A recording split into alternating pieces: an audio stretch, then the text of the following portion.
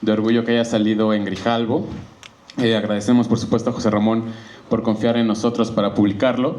Me parece que es un libro fundamental actualmente para pues cualquier persona que quiera dedicarse al periodismo, pero en general cualquier persona interesada, no solo en el deporte, sino en general en la historia incluso de la televisión mexicana. Creo que a través de lo que hay en este libro podemos ver cómo ha evolucionado la televisión en todos aspectos, desde el tecnológico hasta las relaciones públicas.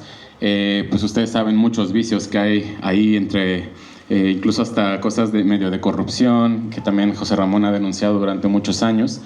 Y este libro pues es un recorrido por toda la trayectoria de José Ramón a lo largo de, pues primero de los mundiales y de las Olimpiadas. Lo que hicimos en este libro fue justamente pues a través de esta cronología de los eventos deportivos que ha cubierto José Ramón, poder ir contando las anécdotas que él tuvo en estas coberturas y pues todo lo que él de alguna manera nos puede contar de su vida como periodista deportivo, sin duda uno de los más importantes, y que también dejó mucha escuela, ¿no? Que ustedes saben que muchas de las personas que están ahora en los medios pues pasaron por la redacción donde José Ramón estaba al frente, o en los medios donde José Ramón estaba como el principal.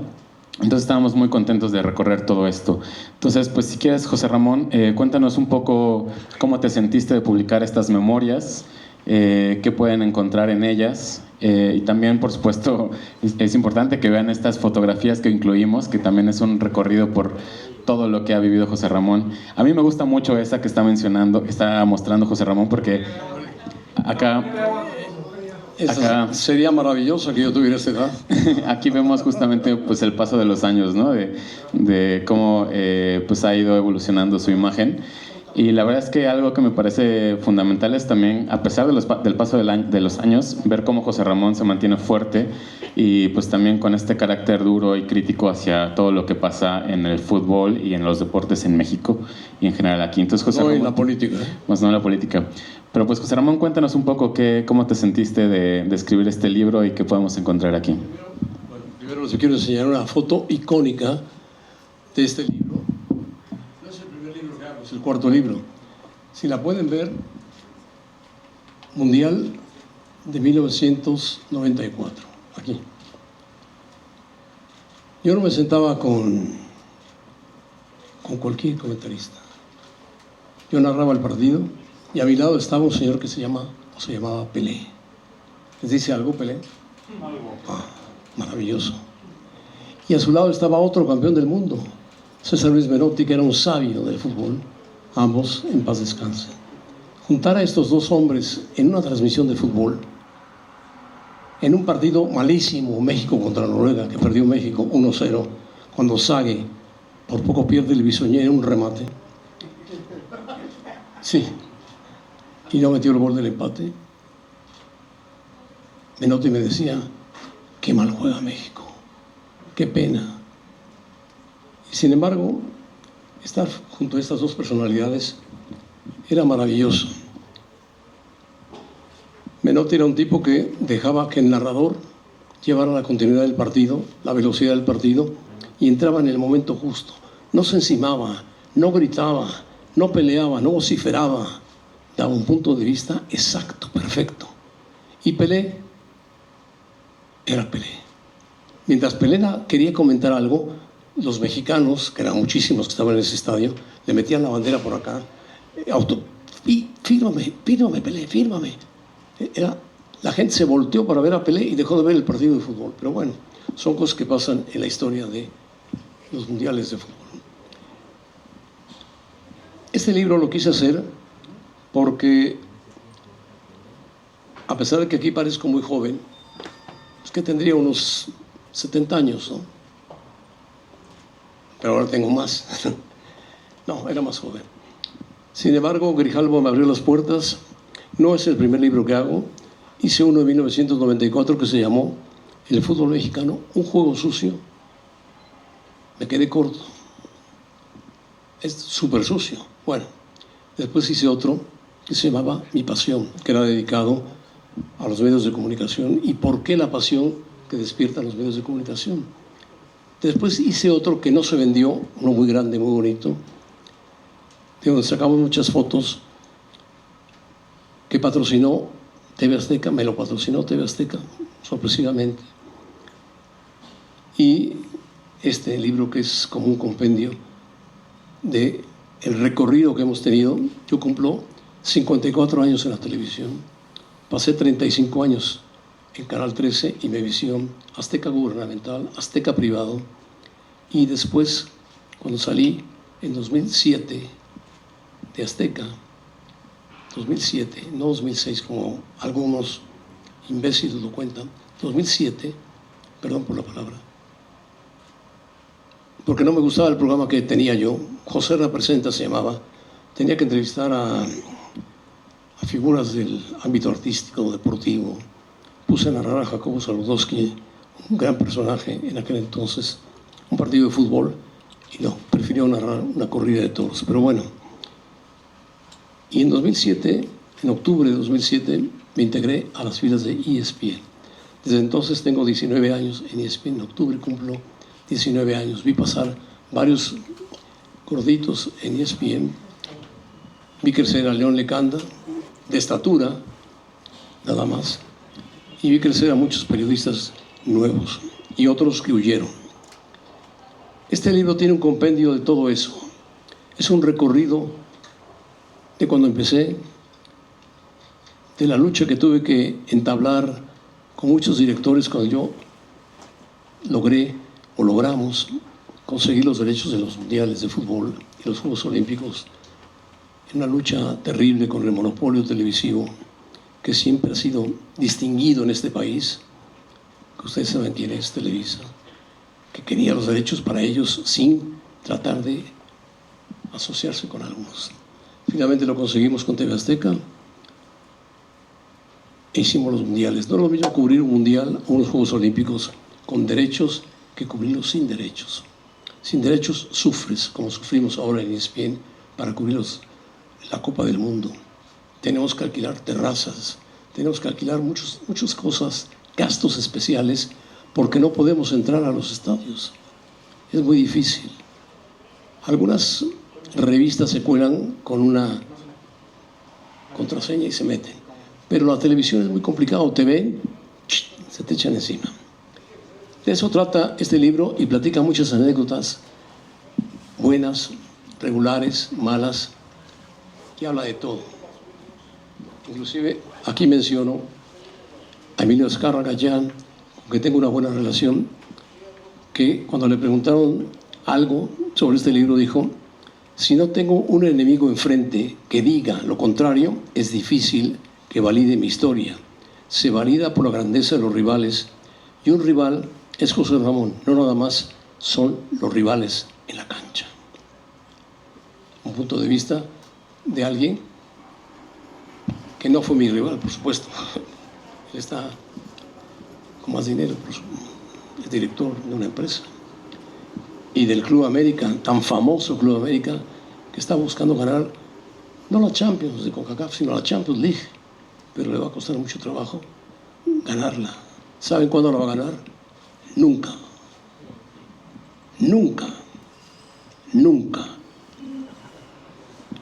Nunca. Y la Champions de CONCACAF, menos. Bueno, ¿tú quieres preguntar algo? Pueden preguntar lo que quieran en el momento que el señor indique. Claro, ahora pasamos a las preguntas. Solamente contarles un poco la estructura del libro y el contenido. Como les decía, decidimos empezar las memorias de José Ramón a través de los eventos deportivos que él ha cubierto.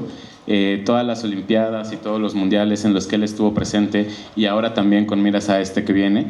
Justo empezamos pues desde sus primeros años, también cuando era estudiante, cómo se integró a los medios de comunicación y cómo también, como decía José Ramón, consiguió los primeros derechos de algunos eventos deportivos para que también se puedan transmitir en los lugares donde él estaba trabajando.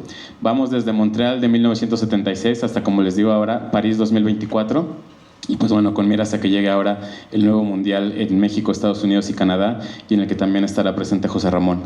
Luego tenemos una segunda parte en la que además también él opina de diversos temas. Justamente se mete pues con todo lo que tiene que ver con el periodismo deportivo, con las mafias dentro del poder, del deporte, perdón, pues toda la inestabilidad que también conlleva tener una cobertura fuera de estos monopolios que tenían antes el control de los derechos televisivos de los deportes.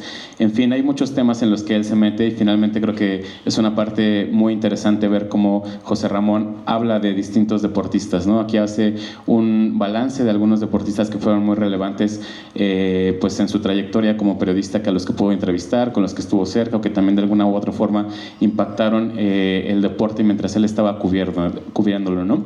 Está desde Nacho Treyes, Guillermo Soberón, Alejandro Di Stéfano, Raúl Cárdenas, La Tota Carvajal, hasta por supuesto ahora más actual hablando de Messi, de Chicharito y de otros tantos más. Y por supuesto ahí también se cuela hablar de muchos de sus colaboradores que estuvieron muy cercanos a él, ¿no? Está Enrique Garay, Antonio Rosique, Cristian Martinoli, Luis García, de ellos opina también José Ramón. Entonces eso es un poco de lo que pueden encontrar en este libro. La verdad es, como les digo, me parece un libro fundamental para que también ahora se sepa qué ha pasado en los medios en México y que también sepamos la trayectoria de una de las figuras más relevantes que ha tenido la televisión mexicana en muchos, muchos años. Entonces, si quieren, pasamos a las preguntas de su parte. Levanten la mano y ahora les vamos dando la palabra uno a uno. Allá al fondo, por favor. José Ramón, yo creo que antes que nada, felicidades por compartir tu vida con las nuevas generaciones. Yo quiero preguntarte de todo esto. Cuando escribes un libro así, ¿cómo tratas también los temas, por ejemplo, tu salida de Azteca, la salida de Faitelson de ESPN, estos temas que han sido también polémicos dentro de la vida de José Ramón Fernández? Yo nunca he sido polémico, he sido súper polémico. Y no me interesa hablar de la gente que se fue. Soy indiferente a eso. Si no muestras indiferencia a la gente que tú preparas. Ese señor del que tú hablas llegó en 1989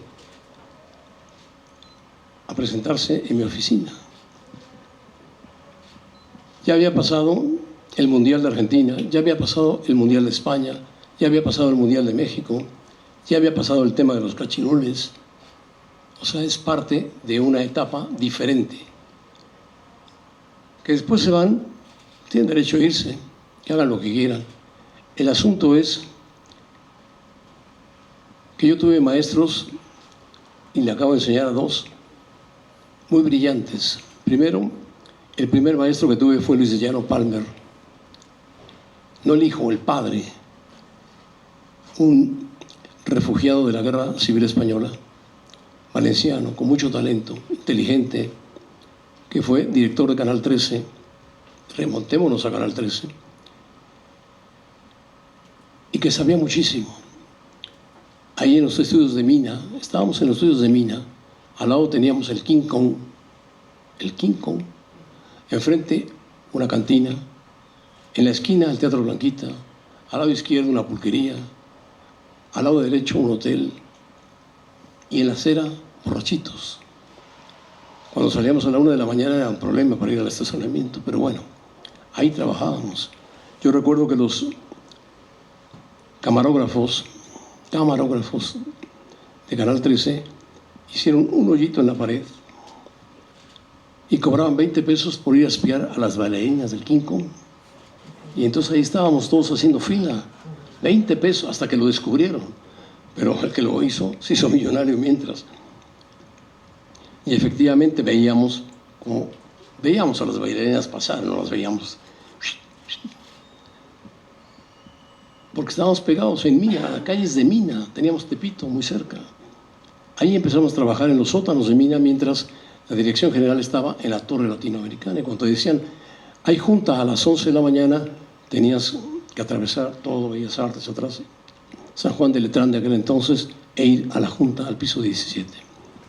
El director era Enrique González Pedrero, gran maestro también, que venía, se sentía castigado porque había sido secretario general del partido, del PRI en aquel entonces, y él se sentía castigado en Canal 13. Y lo primero que me preguntó un día cuando fui a verlo es, José Ramón, ¿por qué no tenemos los derechos del Mundial de 1974? Yo había entrado en 73 a Canal 13. Y le dije, no los tenemos porque no pertenecemos a la OTI.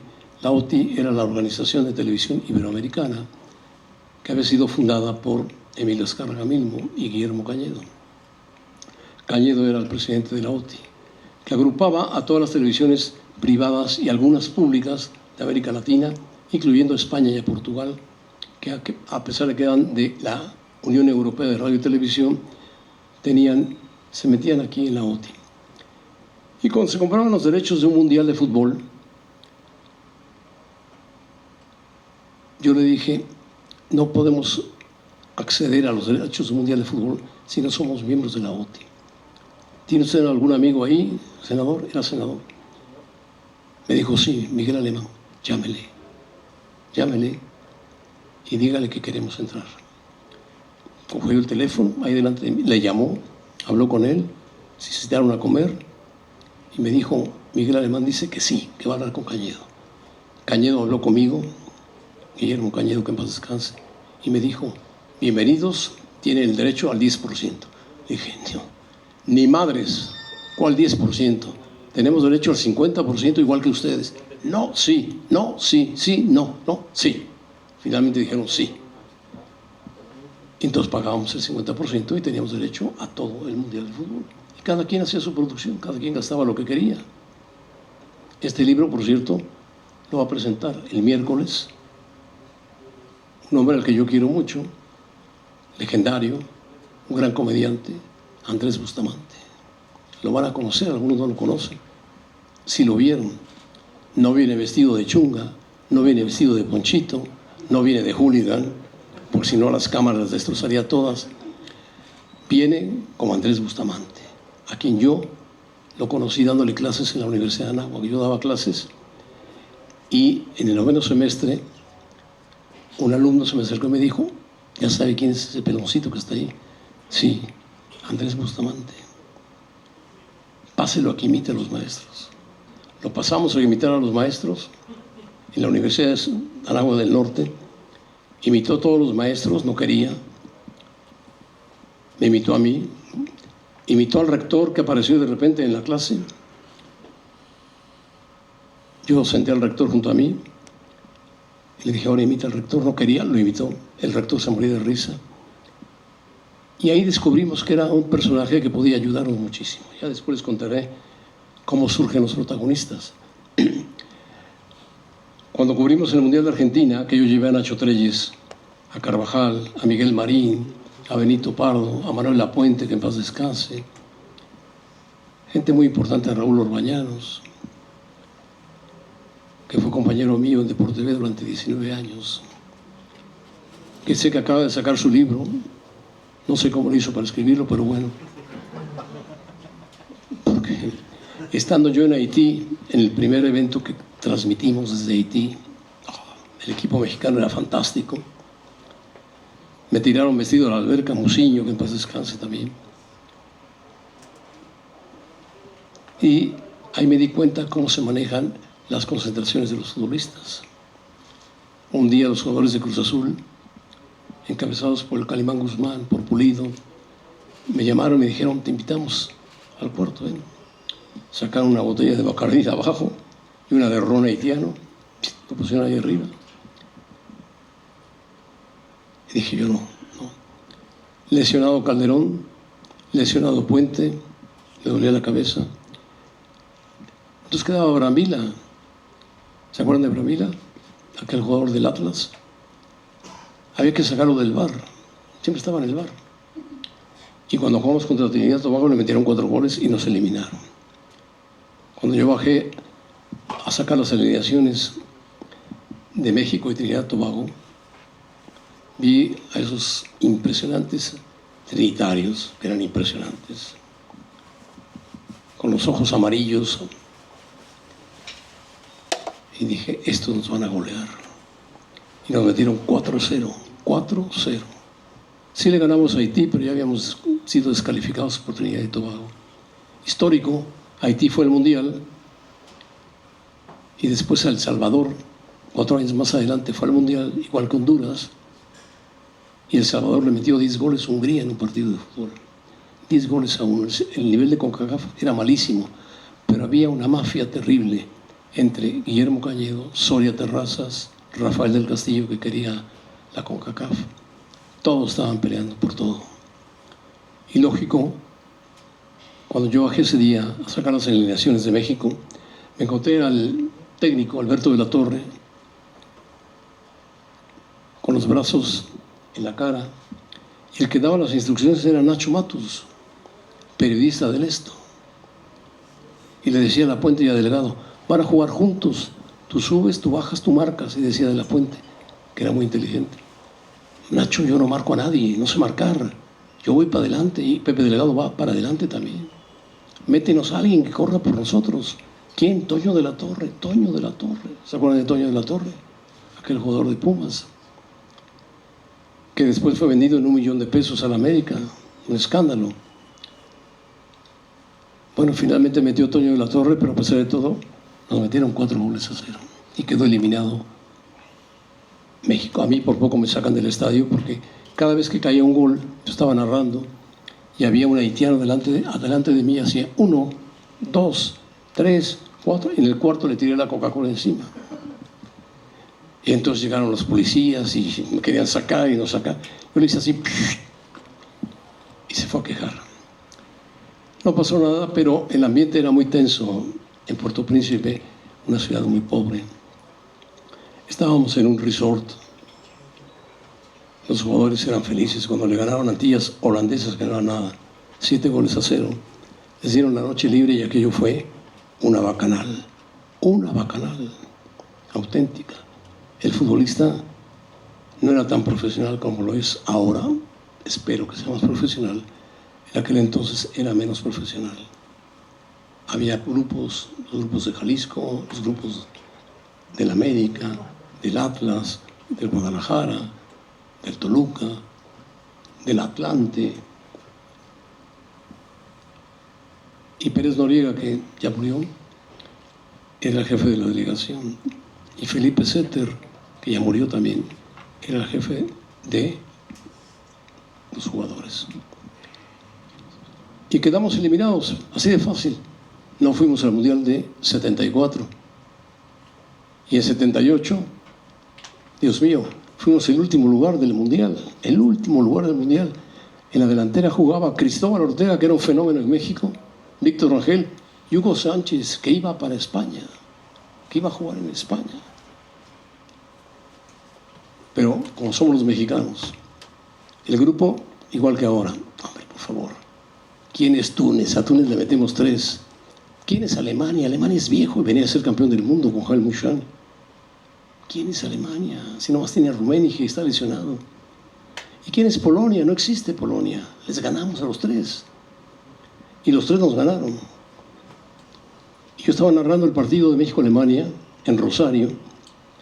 Había hablado antes en una entrevista, de esas entrevistas a fuerza, con el presidente de la República, López Portillo, para que motivara a los jugadores. Y motivó a los jugadores. Hoy ganamos. 6-0 nos metieron. 6-0. Rummenigge ganaba la pelota y ¡frum! Alfredo Tena retrocedía. Cuando se daba cuenta, tiraba gol. De ahí sale el famoso chiste aquel de Pilar Reyes y Pedro Soto, ¿no? Que Pilar Reyes sale lesionado, llega al final del partido y le dice: Pedro, 3-3, empatamos. No, nos metieron 3 a ti, 3 a mí. Típico. Así fue mi primera experiencia en Haití. José Ramón, buenos días. Preguntarte. Gracias. ¿Qué tal, José Ramón? Buenos días. Preguntarte, se cumplen 40 años del programa Los Protagonistas. ¿Qué opinión mereces del nuevo formato de este programa que tú creaste, las figuras que ahora lo lideran y las figuras con las que compiten? Que claro está que desde que tú creaste esta rivalidad de televisoras sigue vigente, solo que ahora el diálogo está en redes. ¿Qué opinión pues tienes al respecto? ¿El diálogo está entre ellos? Pues, sí, en redes. En redes. Bueno, no existen ya protagonistas. Le llaman los prota. ¿Así? Vamos a los prota. Igual de Por TV duró 35 años. Igual en Caliente duró muchísimos años. Todos los programas que inventamos. ¿Cómo surge Protagonistas? Después del Mundial de Argentina y del Mundial de España,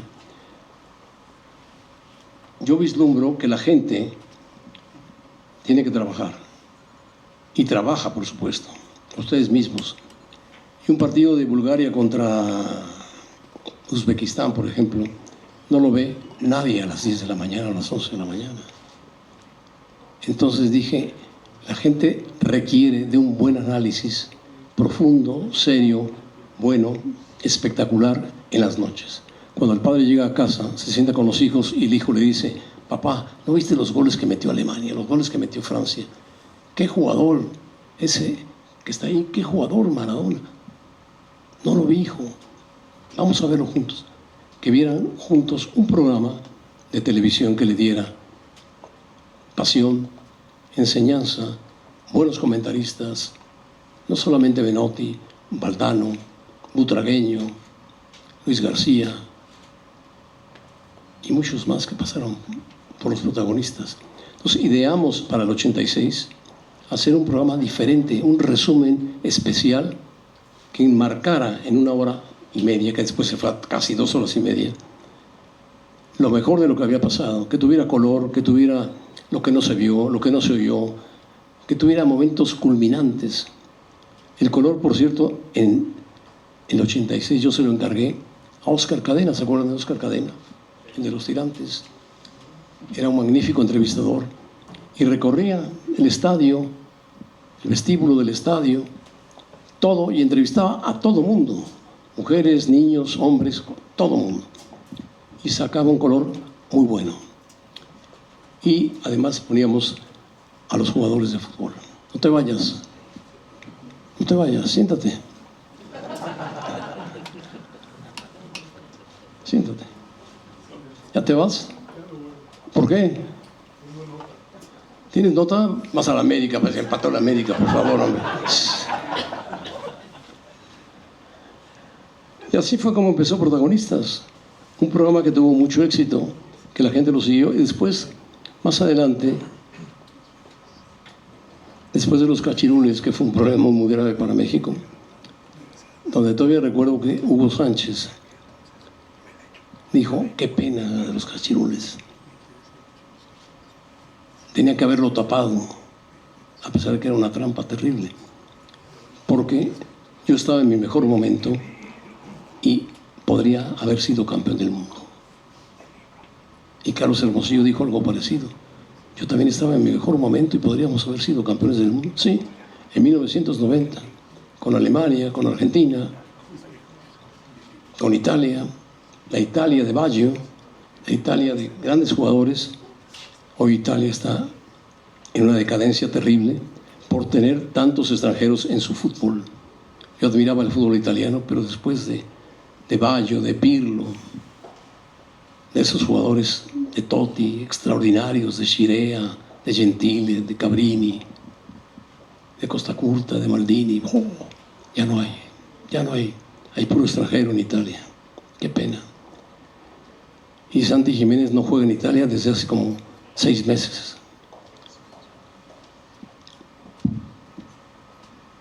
¿Los protagonistas, les gustaban los protagonistas? ¿Sí? Buen programa, ¿no? ¿Y les gustaba el Wiri Wiri? En los Juegos Olímpicos de Seúl, en 88, con Chilevisión, le compré en Tepito pelucas, bigotes, cejas, camisas, de todo. Lo puse en una maleta, lo subí al avión, no quería subir al avión. Casi lo empujamos y fue a Corea. E inventó el profesor Chunga y dijo, le tocó la descalificación de Ernesto Canto. Estaba muy triste la delegación mexicana porque habían descalificado a Ernesto Canto a 2 kilómetros de la meta, 3 kilómetros de la meta. Y dijo, lo que pasa es que los mexicanos son muy inocentes. Y sacó un tenis viejo, le dijo, miren, este tenis, cuando se acerque el juez, el mexicano tiene que ser más listo, más inteligente, lo es. Tiene un hilito atrás, el tenis, lo desdobló. En el momento que llegue el juez, con su cara de gruñón, el atleta jala el hilito y aparece un billete de $100 en la parte de enfrente. El juez dice, sígale, sígale, sígale, sígale. Y se lleva el billete. El doctor Chunga que hablaba entre coreano y no coreano. Nosotros teníamos 3 intérpretes coreanas que hablaban muy bien español, pero siempre terminaban diciendo, ¿y por qué? No preguntes por qué, tú hazlo. Oiga, señor, no le entendemos nada al coreano que tiene usted ahí. Yo les dije, es que es de Corea del Norte. Ah, es de Corea del Norte, me dijeron, sí. Entonces iban y le pedían autógrafos a Andrés Bustamante. Ahí pegó un salto espectacular e inventó personajes maravillosos. Ya él se los va a platicar el miércoles por la noche. ¿Qué tal? Preguntarte, José Ramón, tú has estado cuando has hecho opiniones, también has hablado de los problemas colaterales que hay en torno al deporte, en torno al fútbol. En el libro también hablas de ciertas ideologías, cierto temperamento político. Platicas que estuviste en aquella movilización por la cual se fue el gobernador en el 68 de Puebla. Preguntarte si ahorita que estamos a días de celebrar de que comience el Mundial aquí en la Ciudad de México, tu opinión sobre los problemas, la gente que se queja del Mundial, que ha tenido problemas por la gentrificación, por el desplazamiento. Saber tu opinión, si crees que la Ciudad de México realmente estaba apta para un Mundial en 2026. Sí, la Ciudad de México está apta. Lo que no estaba apto era el Estadio Azteca, que estaba cayendo de viejo. Lo han remozado aparentemente, no del todo. Le costó mucho trabajo a Emilio Azcárraga, que es el dueño del estadio, meterle dinero, mucho dinero. Banorte se encargó de hacerlo y un fondo internacional también lo ayudó. La FIFA ha perdido el conocimiento de la gente. Comete un error gravísimo la FIFA. Ha hecho a un lado en este país, quitemos Estados Unidos, que es diferente. En este país ha hecho a un lado al aficionado que va al fútbol, en beneficio del aficionado que paga mucho dinero por ir a ver un partido de fútbol como un espectáculo. El verdadero aficionado, el que llora todos los domingos o sábados cuando pierde la América, que es muy seguido últimamente, o sufre con el Cruz Azul que no gana, o sufre con cualquier equipo, ese aficionado no va a ir al estadio, no va a ver los partidos en vivo, los verá por televisión. Lamentablemente han hecho a un lado al aficionado, y no sé si a los fotógrafos y reporteros. La FIFA ha hecho un mundial elitista, con precios exageradísimos. Hay gente que me ha platicado que, a pesar de que les hicieron los palcos más nuevos, a pesar de que todo está muy bonito, aparentemente, y hay lugares todavía que están por hacerse para la inauguración, me da la impresión de que Emilio Azcárraga ha gastado mucho dinero. Me dicen que $50,000 millones ha pagado a los dueños de palcos para que puedan tener palcos de 15, de 20, de 30 asientos con su lugar atrás para poder comer. Es más, casi ponen hasta dormir en el palco, quedarse a dormir y esperar el tercer partido de la eliminatoria. Pero todo eso cuesta, y todo eso el pueblo no lo puede pagar. Lo pagan las clases altas, lo pagan las empresas que FIFA tiene metidas ahí, que son muchísimas. Igual pasa en Estados Unidos, pero Estados Unidos tiene una economía muy diferente a la mexicana, totalmente diferente. En Estados Unidos están acostumbrados a pagar $15,000 por un boleto de un Super Bowl. Por un partido de fútbol lo van a pagar, y más en ciudades como Nueva York, como Houston, como Dallas, con estadios espectaculares, cerrados. Yo creo que es un mundial diferente totalmente al mundial de 70, al mundial de 86. Yo recuerdo el mundial 86 que la gente estaba feliz porque los precios estaban acorde para ellos. Yo todavía me acuerdo en el 70, que era estudiante de la Universidad de Puebla, que no tuve nada que ver con el gobernador. Sí lo corrimos, pero no tuve nada que ver con el gobernador. Fuimos a su casa y para afuera. Era el movimiento del 68. Estaba en su apogeo en la Universidad de Puebla, se fue a la huelga, fue la primera. Era una universidad de origen trotskista, maoísta. Era comunista la universidad, el rector era comunista. No nos dejaba entrar a los que veníamos de colegios privados. Yo venía del Colegio Benavente de los Lasallistas. Tuvimos que presentarle un programa especial para ver cómo podíamos hacer la licenciatura en Administración de Empresas. Finalmente la aceptó y pudimos entrar a estudiar la licenciatura de Administración de Empresas después de presentarle un programa. Nos decía, estudien contabilidad, estudien contaduría. No, queremos estudiar esto. Era difícil. Yo fui secretario de la Facultad de Administración y cuando se apagaba la luz en el edificio de la Universidad del Carolino, que era el viejo convento de los jesuitas, que tiene la iglesia al lado, era un peligro. Había que meterse debajo de la mesa. Meterse debajo de la mesa porque aquello se volvía una locura. Era una universidad muy combativa, demasiado combativa. El día que yo me recibí en el 70, a un lado de una mampara había una manifestación. Yo estaba con los sinodales hablando de mi carrera hasta que los sinodales dijeron, muy bien, José Ramón, pasas, perfecto, vámonos a la manifestación. En fin, es complicado. Mi vida no fue fácil. Yo tuve una ventaja.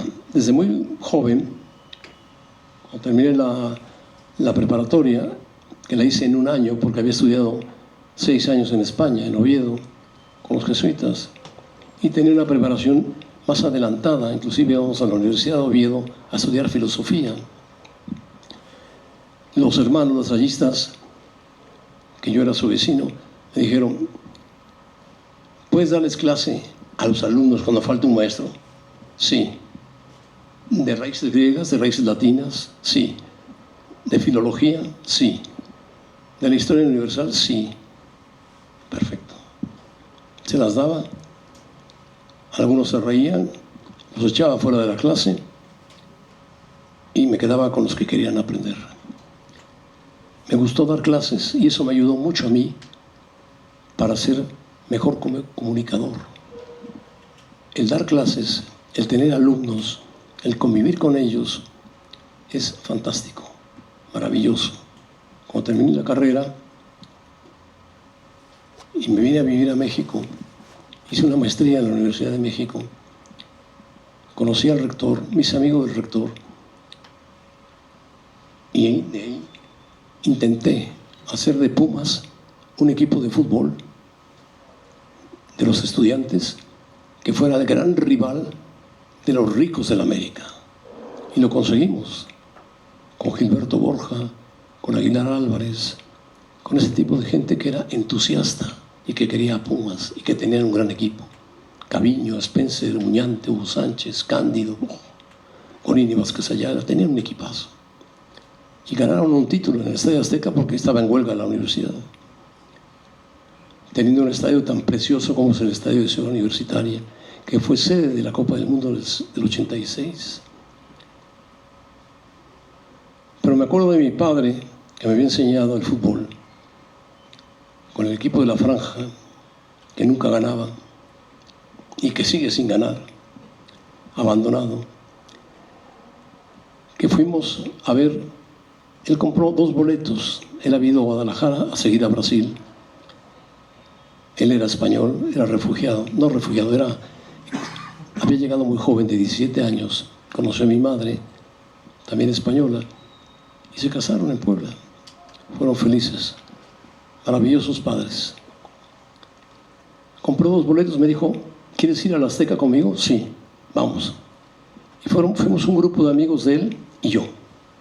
Nos tocó en casa en la parte más alta del estadio, un poquito más abajo. Reconocíamos a Pelé porque era un maravilloso futbolista. Reconocíamos a Rivelino porque le pegaba la pelota durísimo, a Tostao, a Jairzinho, a Clodoaldo, a Carlos Alberto. Reconocimos a Riva, que era un jugadorazo, el italiano, a Rivera, a Boniseña. Jugadores espectaculares, maravillosos. El 70 fue un gran mundial en México, con un equipo muy, muy espectacular que era Brasil, y un equipo muy brillante que era Italia y otro Alemania. También no fui con mi padre, pero sí fui con 2 amigos a ver el partido que pitó Yamasaki un viernes antes entre Italia y Alemania, cuando aquel cabestrillo que sacó Beckenbauer después de una lesión, y que Snellinger marcó en el último minuto el empate, ganaba Italia 1-0 y Alemania empata. Se van a tiempo extra y son los tiempos extras más espectaculares que yo he visto. Gol, gol, gol, gol, 4-3 terminó el partido. Apareció Müller, apareció Riva, apareció Rivera, apareció Mazzola, aparecieron los grandes jugadores italianos y los grandes jugadores de Alemania. Entre ellos Beckenbauer, Müller, Overath, Libuda, grandes jugadores, y terminaron ganando los italianos 4-3. Pero ustedes imagínense los italianos después de ese partido jugar el domingo a las 12 del día, en junio, en el Estadio Azteca contra Brasil. A medio tiempo terminaron 1-1 y ahí Riva, Rivera y compañía, que eran unos cracks, ya no podían ni respirar siquiera. Los aplastó Brasil, 3 goles y acabó el partido.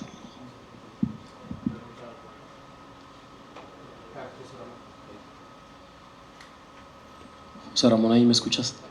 Sí, Leone Canda, te escucho. Primero que todo, felicitaciones, querido José Ramón, por tu 4.º libro. Yo te quiero preguntar, ¿qué consejo le darías hoy al estudiante de la carrera de comunicación, al que quiere especializarse en el periodismo deportivo, cuando pues, pareciera que la profesión está en peligro de extinción, ¿no? Pareciera que hoy para muchas empresas, para muchas organizaciones deportivas, clubes, federaciones, es más cómodo tener creadores de contenido, influencers, que personas que cuestionen o que quieran investigar a profundidad un tema, un hecho, ¿no? ¿Qué le dirías tú a ese estudiante de periodismo que a lo mejor dice, pues me va a ir mejor, voy a ganar más dinero si creo contenido y quedo bien con todo el mundo, que si voy y hago el trabajo que hoy pues pocos quieren hacer? León, es un problema muy grave ese. Hoy el periodista tiende a desaparecer si no investiga, si no se prepara. Las mesas de debate son todas iguales, todas dicen lo mismo, y todas están avasalladas por exfutbolistas, exentrenadores, que aparentemente son los que más saben, aparentemente, pero nunca van a investigar y nunca van a hablar mal de la selección mexicana, jamás. La selección mexicana para ellos va a ser campeón del mundo.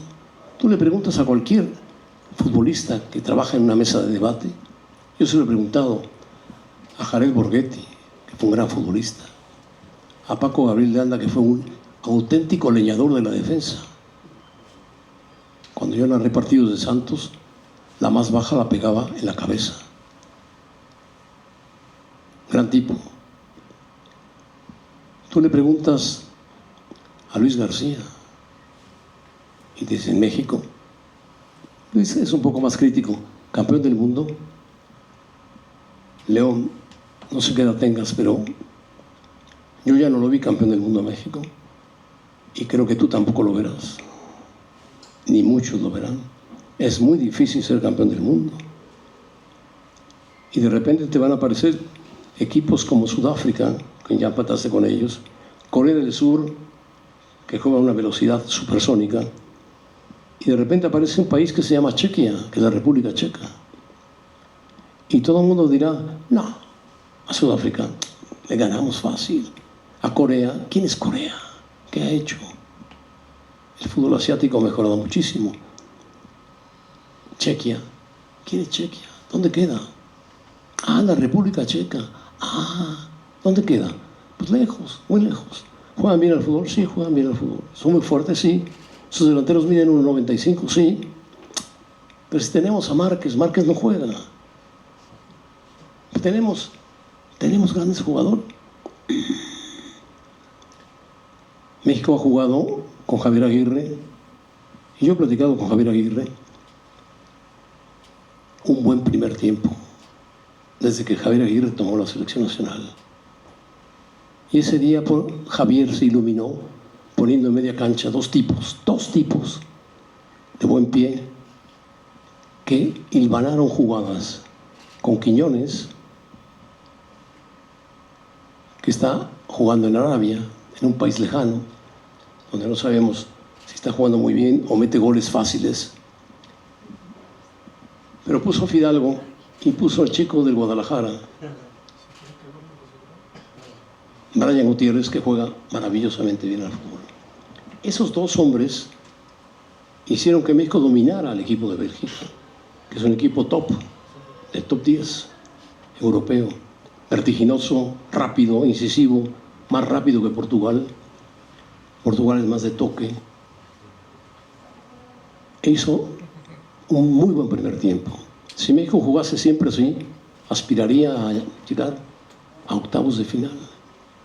Yo creo que ahí se va a parar a México en octavos de final, porque en cuartos de final, si sigue así, se puede encontrar a un equipito llamado Inglaterra, que no ha ganado nada desde el 66, pero que tiene un gran equipo de fútbol.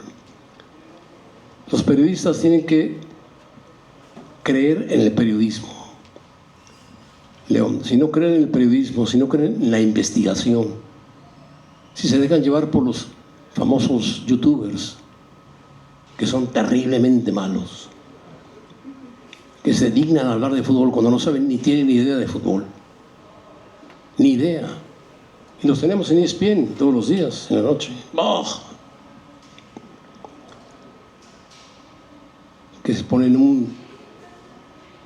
Yo era de Cruz Azul, pero ahora soy de la América, muerte. Y me río de lo que hace el Guadalajara. ¿Cómo un equipito como el Guadalajara puede ir en primer lugar? Todo eso permea en los jóvenes estudiantes. Yo tengo una escuela de periodismo y a veces van de becarios a Televisa, ESPN, Azteca, cualquier lugar.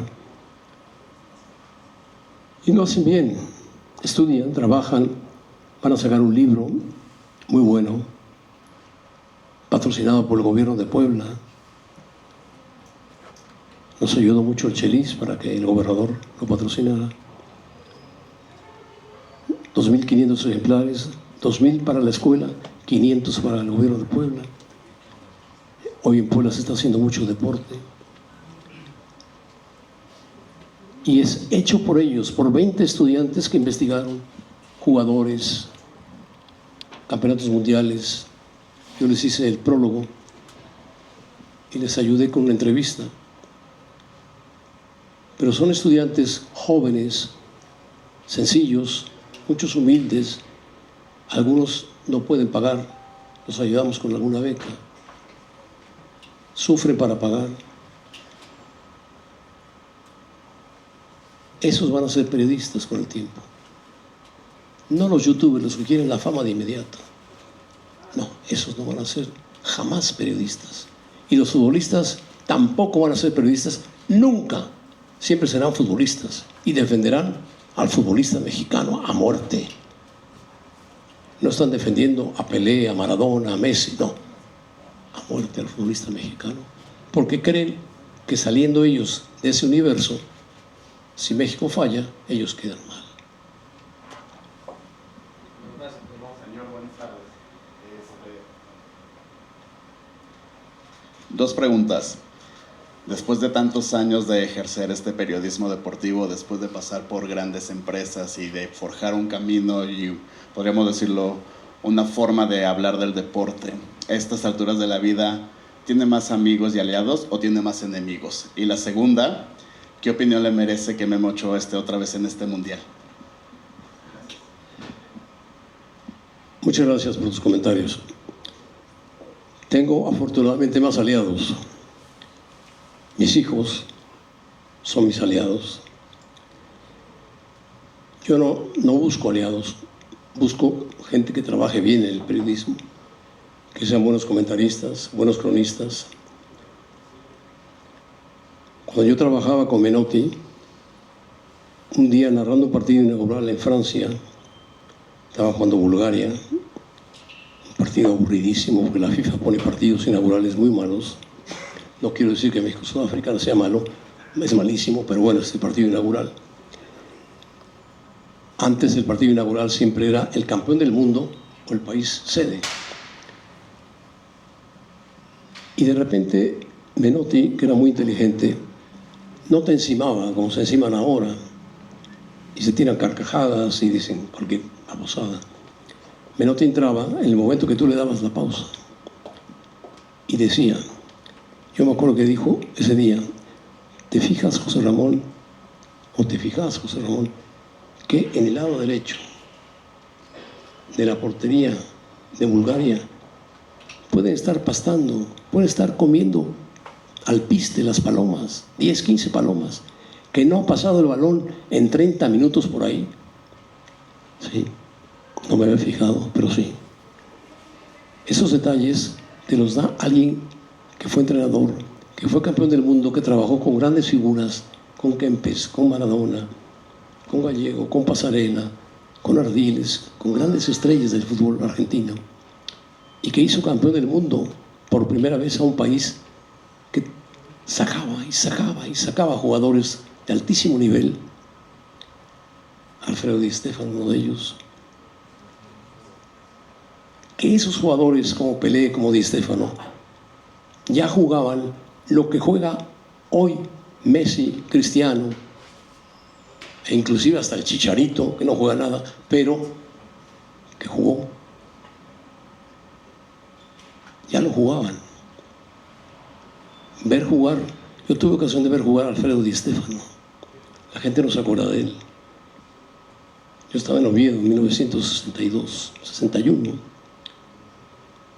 Y los curas, los jesuitas, nos decían, vamos de vacaciones a los picos de Europa. No, se sufre mucho ahí, no, un campamento maravilloso. Yo me enteré que iba a jugar el Real Madrid en la cancha del Oviedo, el viejo Carlos Tartiere. Y le dije, ¿por qué no compran boletos? Pocos, 3, 4, 5 boletos. Son muy caros, cómprenlos. Bueno, los compraron. No dijeron a nadie que iban a comprar boletos. Yo me apunté enseguida. Fuimos a ver el partido, un domingo, a mediodía. Por la tarde se juega en España a las 5 de la tarde. El Oviedo estaba en primera división, como está ahora. Ayer ganó 3-0. El sábado ganó 3-0, es impresionante. Es posible que baje a segunda división. Los que suben bajan. En España los que suben bajan. El descenso y el ascenso, que no existe en México por eso. Y fuimos a ver el partido. Empezó ganando el Oviedo 2-0. Se caía el estadio. Era un estadio más pequeño. Ya lo cerraron y es un estadio muy bueno ahora. Segundo tiempo, Miguel Muñoz, que era el técnico del Real Madrid, mete a jugar a Di Stéfano y a Puskás, un zurdo maravilloso, que tenía un poco abultada el estómago, no como otros, pero sí. Le pegaba la pelota como un dios. El partido terminó 5-2 a favor Real Madrid, con 3 de Di Stéfano y 2 de Puskás. ¿Qué clase de jugadores eran? Cuando tú los veías y después veías a otros, decías, bueno, este es un fenómeno, Maradona es un fenómeno, pero esto lo hacía ya Di Stéfano. Este le pega la pelota perfecto, Rivelino, pero Puskás le pegaba igual o más. Siempre ha habido alguien que pone el ejemplo. Y sí, tengo más amigos que enemigos, a excepción de los de la América.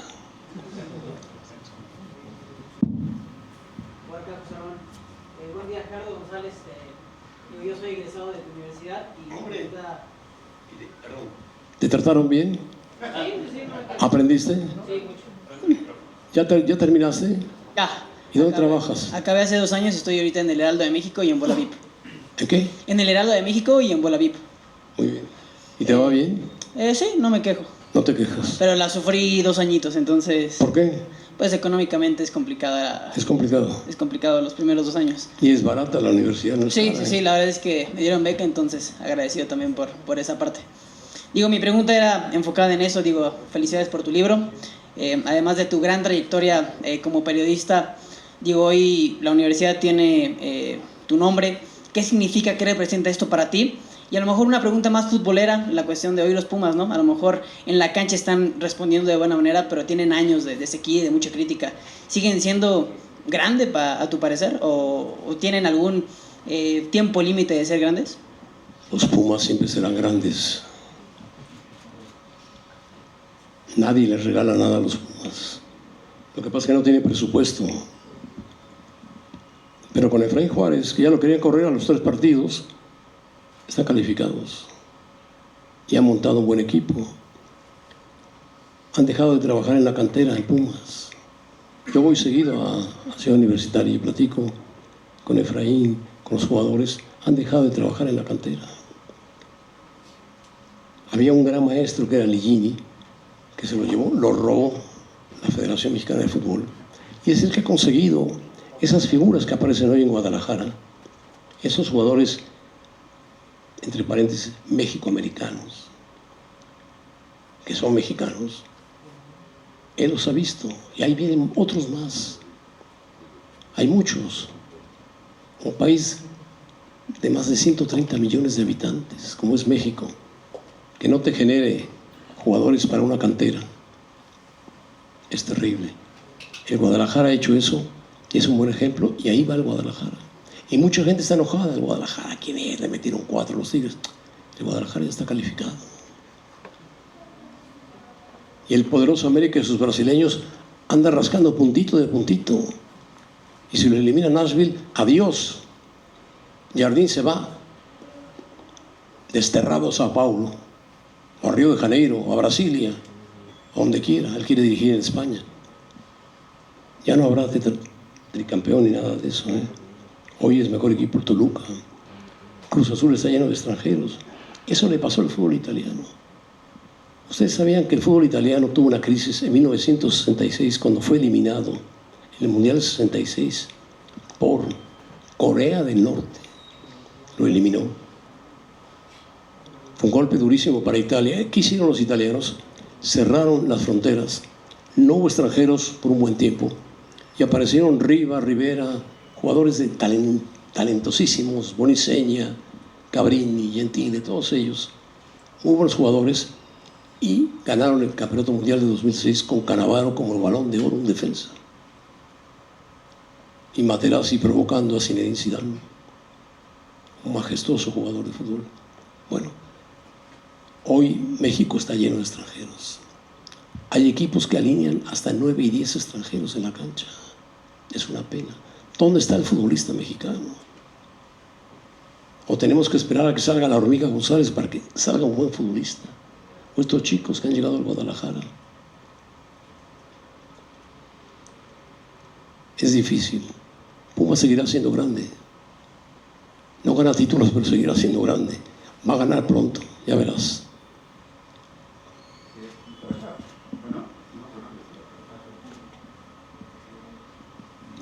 Acá, Kevin Aragón para el periódico El Sol de México.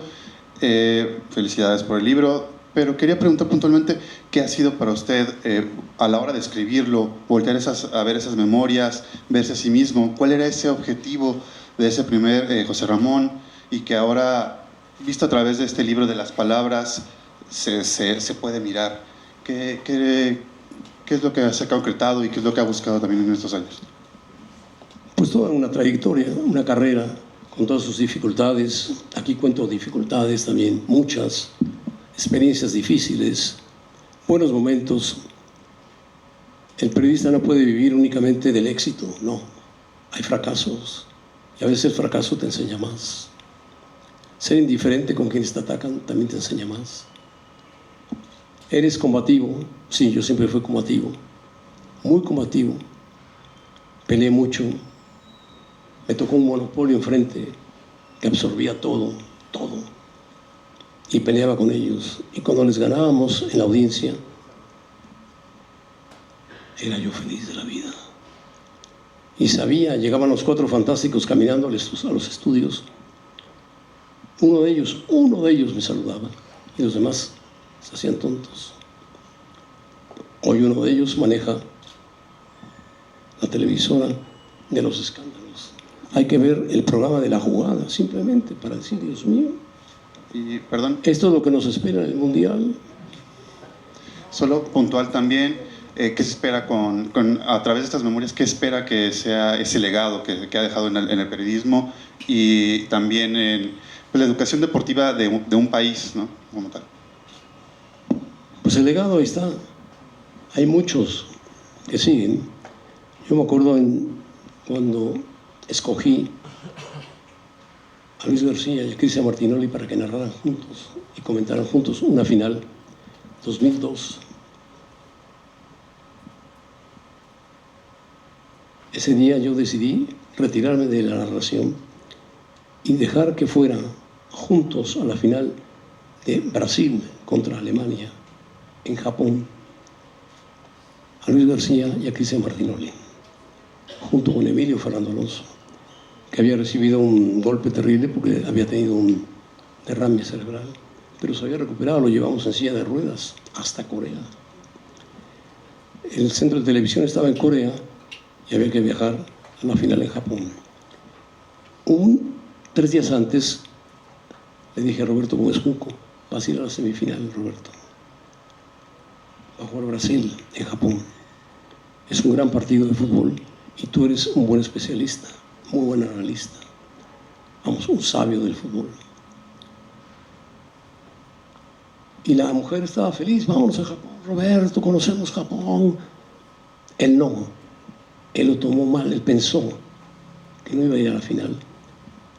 Y en la final fueron Cristian y Luis, hicieron un gran trabajo, y Emilio. Y hoy ahí los tienes, 2 elementos surgidos de ese grupo, que han cambiado su estilo, bueno, que se carcajean de todo, maravilloso. Que cuentan chistes estúpidos también, maravilloso. Que Martinoli narra muy bien, maravilloso. Que tiene un imitador de mala fama que es Bacam, también.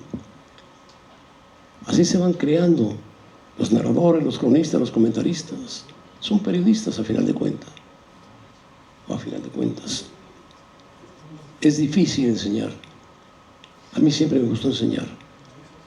Fui catedrático y por lo tanto me gusta enseñar. Me gusta que aprendan, me gusta examinarlos. Decían que era estricto, sí, era estricto, rígido, difícil. Cuando regresé de Alemania, que mi secretaria me llevaba, le digo: tráigame unos espagueti. Me traía un espagueti, lo ponía y el aire acondicionado le caía. Cuando yo llegaba, el espagueti estaba más frío que el aire acondicionado. Le decía: caliéntelo por lo menos. Porque nosotros llegábamos a Europa, cambiábamos al horario de Europa y después cambiábamos al horario de México para transmitir en vivo protagonistas. Que nos ganaban en los partidos, puede ser, pero en el resumen, aquí los teníamos apretados, bien apretados. Yo tenía un teléfono viejo, antiguo, porque me gustaba ser productor, metiche, y decía yo: ¿cómo van aquellos? Porque nos seguían minuto a minuto. ¿Tú sabes lo que es hacer una transmisión minuto a minuto, perseguido por aquellos? Ya van a meter a Derbez. Yo voy a decir que vamos a tener una gran sorpresa y que Menotti nos va a decir algo muy importante, o que Valdano, tipo brillantísimo, mezcla europea, mezcla sudamericana, campeón del mundo, campeón con el Madrid como técnico, campeón con el Madrid como jugador, nada más. Yo decía: señoras y señores, a continuación, dice, ya entró Derbez. A continuación vamos a tener una sorpresa para ustedes que la va a dar Menotti. ¡Pum! Aquellos ya habían metido Derbez y después regresábamos y entraba Ponchito. Y esquivábamos. Teníamos que estar esquivando porque nos seguían minuto a minuto para el famoso rating. Todavía recuerdo en Alemania cuando el dueño de la empresa me llamó 4 horas antes de viajar a Alemania y me dijo: José Ramón, te estimo mucho, somos amigos, pero si no me das el 50% de share. El 50% de share en televisión es que todos los televidentes que están viendo algo, un programa, el 50% te ve a ti. Yo le dije: nadie te lo ha dado nunca en esta empresa, TV Azteca, nadie. Nosotros no te lo vamos a dar, pero nos vamos a acercar. ¿Te parece? Maravilloso. Dimos 40, llegamos a dar 42, 43, pero nunca 50, es muy difícil. Solamente Chabelo lo daba, y a las 7 de la mañana. y en domingo. Y para niños. Y bueno, cuando yo regresé de Alemania, es curioso, estando yo en Haití, nació mi hijo José Ramón, que es muy brillante, trabaja en el Grupo Pachuca, trabaja para el León. Tipo creativo, estudió en España, en la Universidad de Navarra, una gran universidad. Nació cuando yo estaba en Haití, lo conocí un mes después. Cuando Juan Pablo, mi hijo, que acaba de filmar una película con Diego Luna para el Mundial, donde sale de José Ramón, no sé cómo saldrá, pero sale de José Ramón, que imita muy bien. Nació cuando le metían Alemania 6-0 a México. Me dijeron, ya nació tu hijo. Mi hija nació cuando yo estaba en Panamericanos, en México, y llegué corriendo al hospital y había nacido. Aquí en Santa Mónica, en Polanco.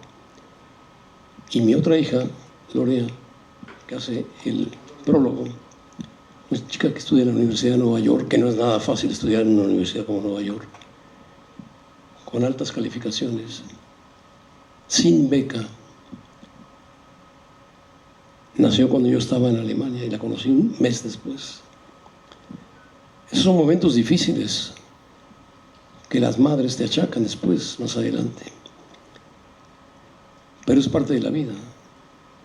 Yo me entregué totalmente a la televisión, le dedicaba muchas horas. Bueno, tantas horas que teníamos un programa que se llamaba En Caliente, que empezaba a las 12 y terminaba a las 3 de la mañana. Buenísimo. Un día Luis Niño Rivera y el apoderado de la Plaza México por poco se pegan de golpes. Tuve que mandar a pausa porque estaban a punto de pegar a golpes. Ahí entrevisté un día a Manolo Martínez, 3 meses antes de morir, un gran torero mexicano, que le dijo a su hijo por teléfono: tú no sirves para ser torero, retírate inmediatamente, le tienes miedo al animal, nunca va a ser como tu padre. Oh, duras palabras. Ahí entrevisté a Ben Hacker, maravilloso. A Marcelo Bielsa, maravilloso. A Jorge Valdano, extraordinario. A Hugo Sánchez, que contó la historia con Mejía Barón. A Mejía Barón, que contó la historia con Hugo Sánchez.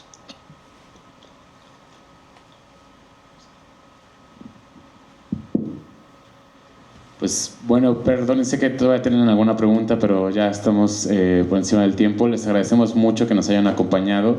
Les recordamos, el miércoles es la presentación del libro en el Cine Lido, en el Fondo de Cultura Económico Rosario Castellanos, que está en La Condesa. Ahí estará Andrés Bustamante acompañándonos. Ojalá que también puedan estar por ahí. Y pues bueno, muchas gracias por estar aquí. Y pues José Ramón, una vez más, gracias por confiar en Grijalbo. Gracias. Gracias.